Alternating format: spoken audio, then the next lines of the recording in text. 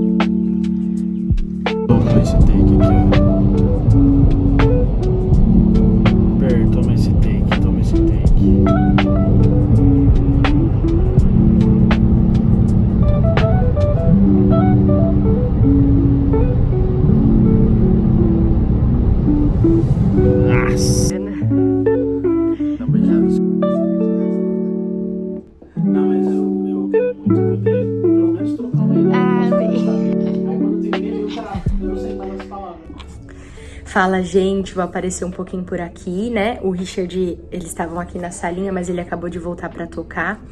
E eu queria compartilhar uma coisa rápida que tá no meu coração, né? E a respeito dos dias ordinários e como eles são importantes na nossa vida, né?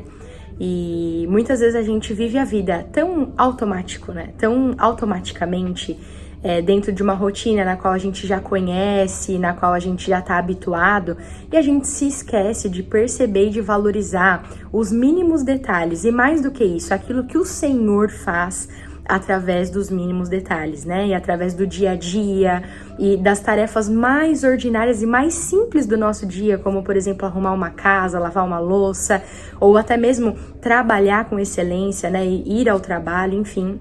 E aí, pensando nessa questão mais ordinária, eu fiquei pensando na vida de Jesus, né? E de como ele realmente viveu uma vida ordinária até chegar aos 30 anos, onde ele começou o ministério. E quando ele começa o ministério dele, né? Uma das primeiras coisas que ele faz ali realmente é chamar os discípulos e começar, né, uma caminhada de ensino ali, né? Juntamente com os discípulos, para os discípulos.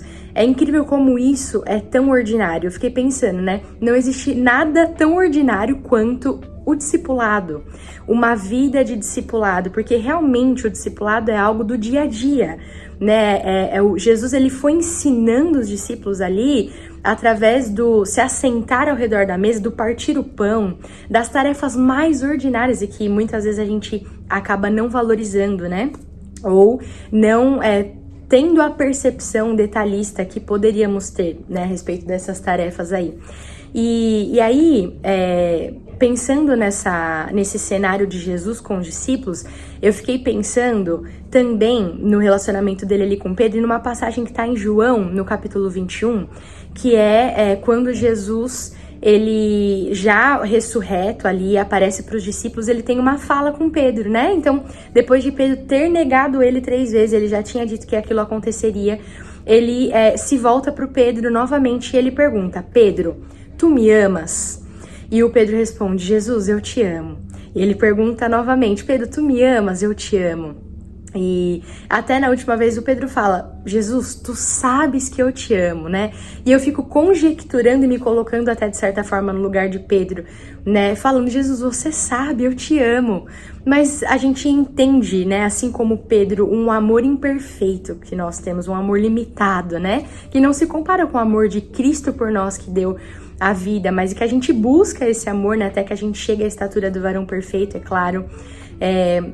Mas é engraçado que nesse texto, quando Jesus ele pergunta: Pedro, você me ama? E Pedro responde que ama Jesus, o que ele então fala para Pedro? Ele fala: então apacenta as minhas ovelhas.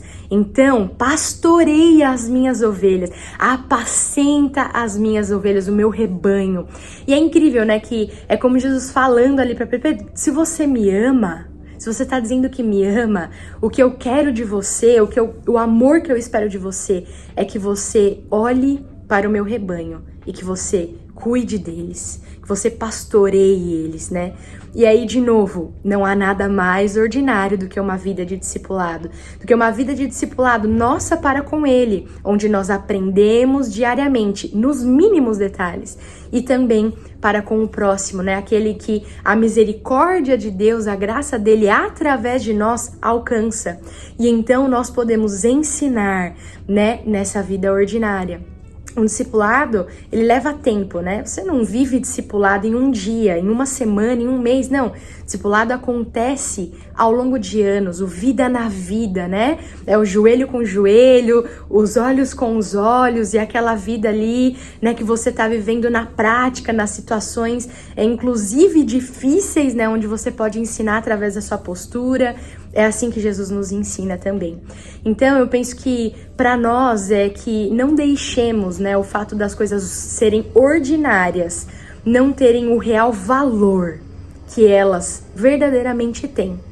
Né? Então, que nós possamos aprender com Jesus e um discipulado com Ele através de cada detalhe, para que então possamos fluir nesse ensinamento e conseguir também alcançar outras pessoas no dia a dia, da forma mais orgânica possível, simplesmente evidenciando Jesus através das nossas ações, de cada palavra, de cada olhar, de cada gesto, de cada abraço, né? Então, os mínimos detalhes, eles importam e que nós possamos ter prazer nisso também. Não apenas nos eventos extraordinários, né? Não apenas nos milagres em que nós consideramos que são extraordinários, e é claro que eles são importantes, eles fazem parte da nossa vida e da nossa caminhada com Deus também. Mas que a gente possa ver o milagre da vida, da salvação, da misericórdia de Deus, da graça comum dele sobre nós e no nosso meio, né? A cada dia. Então, eu queria compartilhar isso com você, espero que abençoe sua vida e que você, de maneira nenhuma, deixe passar, né, despercebido, os detalhes da sua rotina, só porque é uma rotina, né? Porque Deus também tá nisso e Ele também quer te ensinar e Ele vai te ensinar através disso. Assim como lá com os discípulos, né, sentando ao redor da mesa, partindo o pão, tendo boas conversas e assim, boas risadas e assim por diante. Bom, gente, é isso. Eu vou voltar lá agora. E o primeiro culto eu acredito que já tenha acabado, vai começar o segundo, eu vou tentar filmar um pouquinho pra vocês também. Beijo!